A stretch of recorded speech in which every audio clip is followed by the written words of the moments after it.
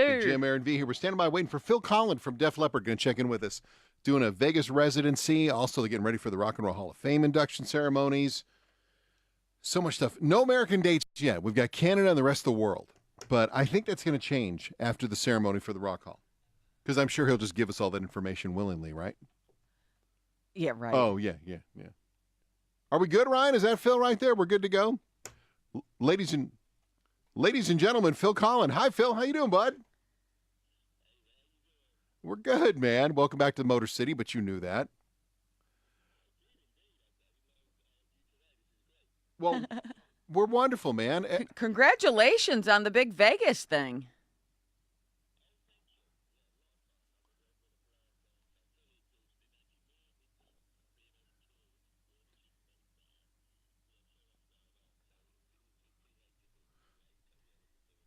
So, Phil, can you confirm that Dead Flatbird is going to perform again?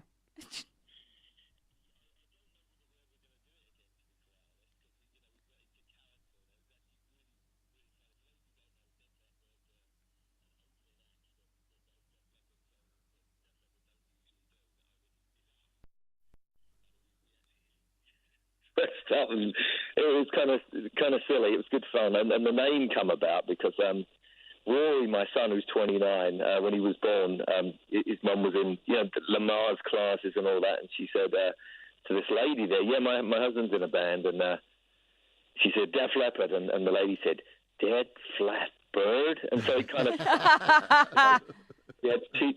Peter Mensch was our manager at the time, had these T-shirts made up and everything, and then when we got an opportunity to use it, it was like, no-brainer, Dead Flat Bird.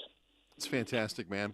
Now, we do want to pitch you while we got you on the phone, Phil Collen, with Def Leppard. We want to pitch for the Rock and Roll Hall of Fame ceremony. We've been kicking around some ideas, okay, for who should induct you guys. Sure. All right, first one, we'll go from classy to fictional character. Or the first one. Okay. First one, Sir Elton John. Oh. Okay. Okay, second one, and we thought Sir Elton John because I've always thought Rocket was kind of a Elton John song. Is there validity to that or no? Rocket Man, right? So he had Rocket Man, and yeah, he actually is in the video because in our Rocket video we kind of give a shout out to all the people. Yeah, so you're absolutely right. He's in there for sure. Okay, number two, I don't know where your relationship is with the guy, Mutt Lange. Right, well, yeah, our mentor, we wouldn't actually be talking if it wasn't for Mutt. He's amazing. He's a total inspiration, and wrote all those songs with us, sung on the backing vocals on all those songs with us, and absolutely changed us from being an average or a cool band to being something great. So that was all his fault. So yeah. Big props for that. Okay, so that could be one. Now, the third one is Mark Wahlberg as his Steel Dragon character from Rockstar. I forgot about that. I think he forgot about that as well, or kind of kept it quiet. But yeah, absolutely. That of course. There you go. I forgot that link. He gives gives the speech. He does the whole thing. You guys do stand up and shout. You're done. You're done, Phil. It's easy. Wow. See? Wow. No, that'd be cool. Well, that's really good. Yeah, I never thought of that. There's a reason you didn't think of that. There you go. On a serious, pretty hidden. Right. On a serious note, though, if you could pick like that one person, who would it be? Yeah. We've always been influenced by Queen. They were such a huge influence on the band. They were a blueprint. We kind of tried to be like a kind of a rock version, a rockier version, almost like add some AC/DC into the Queen thing, and then you kind of have a Def Leppard starting point at least. Anyway, so Brian May from Queen would be great because we love that band. I mean, to this day, I listen to that stuff and it's like, oh my God, this is incredible. And it's really great that this movie Bohemian Rhapsody come out. It's just bringing all this stuff back. So yeah, they were a huge influence on our career. Obviously there's a lot of people that we'd have loved that are not around anymore. But yeah, that would be great. So, when you mentioned Queen, I was thinking about this. I know you guys did a TV movie. They did a TV movie about you guys, like 10 years ago, 10, 15 years ago. With the success of Bohemian Rhapsody, has anyone come to you guys to revisit maybe the Def Leppard story and do it in a theatrical version? No, I think, because Motley Crue have got one now. They're doing an Elton John one. It's all gone a little bit lame, actually. The Queen one was brilliant, I thought. It's and the subject matter, and what it was about it was way more interesting than just a regular band. And I think we would struggle a little bit because the really, really exciting stuff or interesting stuff to other people, as a kind of a terrible tragedy thing to it. I know we've had a fair share of tragedy, but Freddie was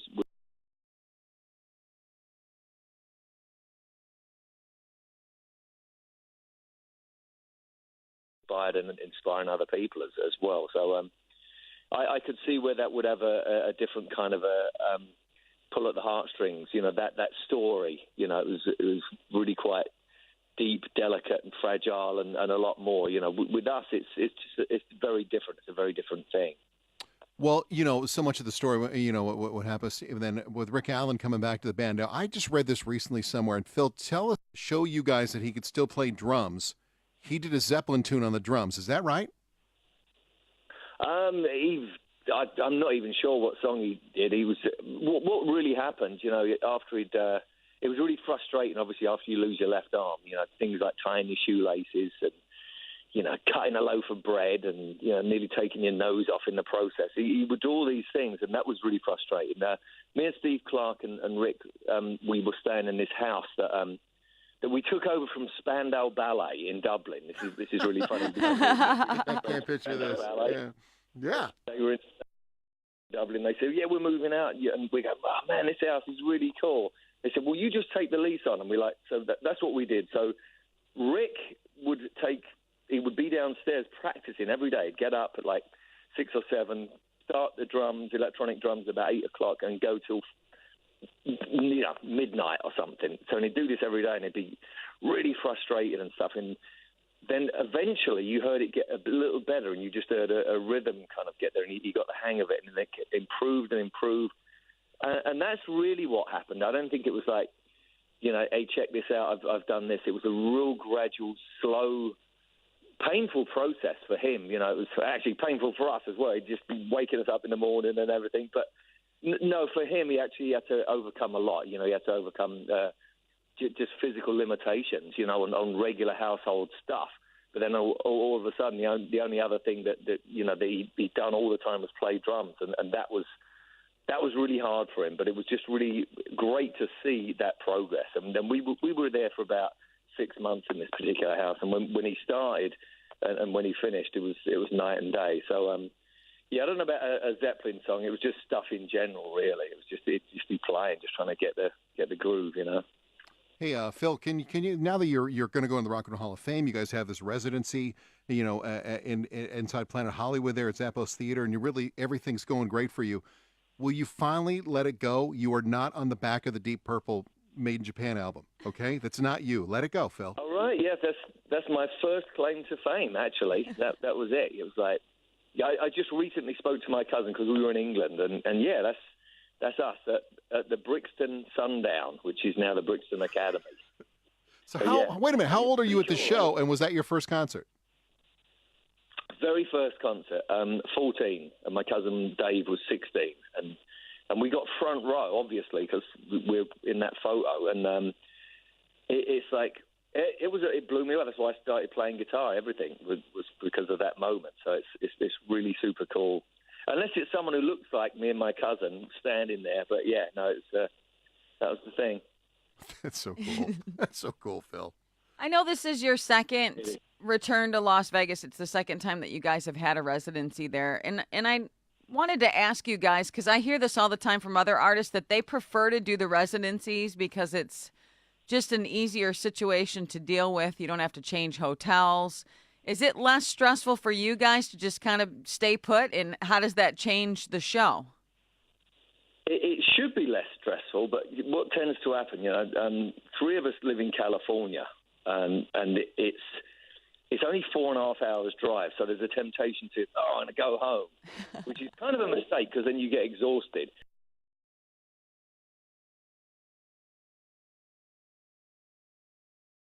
At the time, we were doing all these interviews.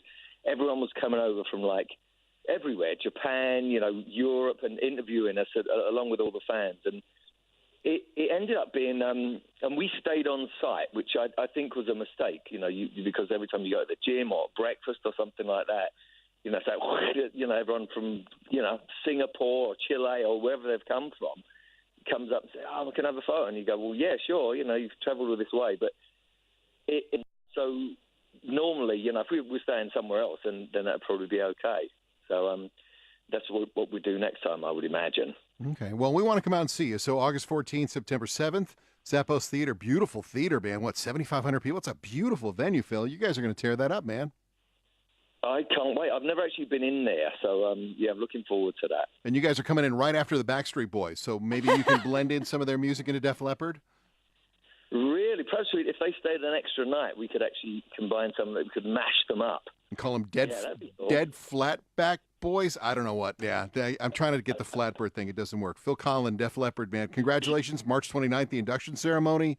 You guys are doing the residency in Vegas, man. All the best to you. Thank you so much. All right, cool. Give our best to the family, too. Take care of those kids, okay?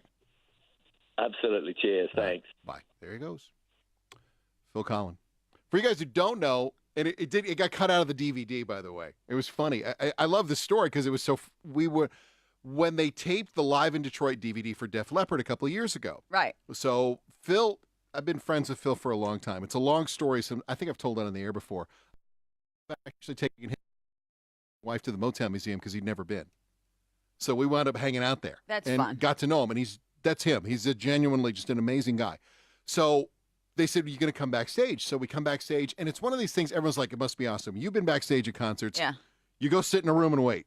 It's not like you just walk around everywhere. Yeah. People think you just walk around a rock and roll lifestyle. No. Now we're in the little catering area. Yeah.